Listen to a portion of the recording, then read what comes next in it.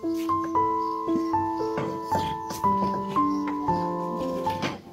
Allah, bereh kabeh, peng hanale, kiban belum berfitrah ya Allah.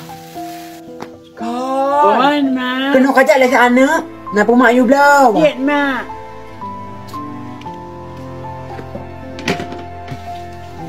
Puna, Mak.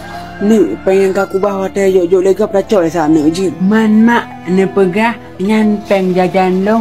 Orang wate oro raya. Betul ini, tapi mak hana peng lain untuk belau ber. Keberh fitrah lah. Mak pinjam sak pengkah nak je. Jut, Mak. Lu wacok le mahan. Mutu watar anak mak. Nyepat, Mak. Nyo saga yang nan ah. Hana baby. Hana apa ni? Yang penting kanal ni ah. Habis you baby. Mak, lu jap belau Mak je. Kami mantuk ni.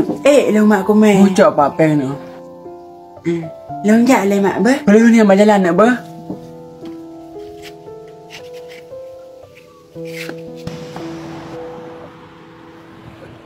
Piau dek kiban. Apa ni belah ber? Nya Pak Awa, long you bro ber le Mak. Beri yang tak mak you belah. Hom Pak Awa, long mo peng le Mak duk nau. Punya dung nopeng dua hari tak nampak ber. Kiban dek jut. Kenapa Pak Awa nak boh laju? Ada abrah kurang gat, lu bukan le Mak jiat sini. Sayang. Jut dek. Pak rumah ke dek? Ikan Pak Awa.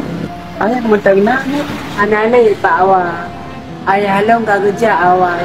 Wate ubut-ubut lo. Dek, kenapa apa ini kan? Jut pak wajib ber tak puasa ke adik hai. Supaya nak jaga fitrah lagi mak.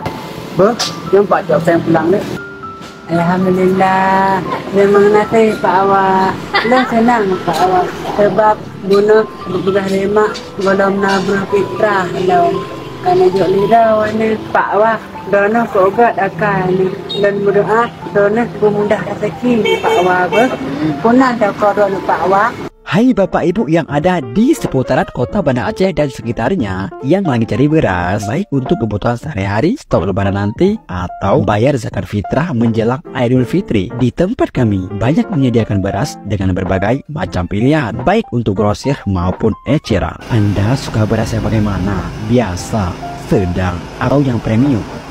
Semua tersedia. Dan khusus bagi Bapak Ibu yang ingin menunaikan zakat fitrahnya, nggak usah pusing mengenai takaran zakat fitrahnya. Dan khusus bagi Bapak Ibu yang ingin menunaikan zakat fitrahnya, nggak usah pusing mengenai takaran zakat per orangnya, karena kami akan menghandle semua. Kunjungi segera toko kami, Khairul Beras, yang berada di Jalan Syakwala, Lambarus Kep, Kota Banda Aceh. Khairul Beras, tempat yang pas beli beras.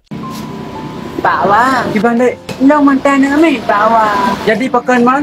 Terlalu berat long hadapi semua ini. Kata bah dek. Allah sudah uji kerau hamba. Kenian Pak Awa hai. Berat berat hai long ko.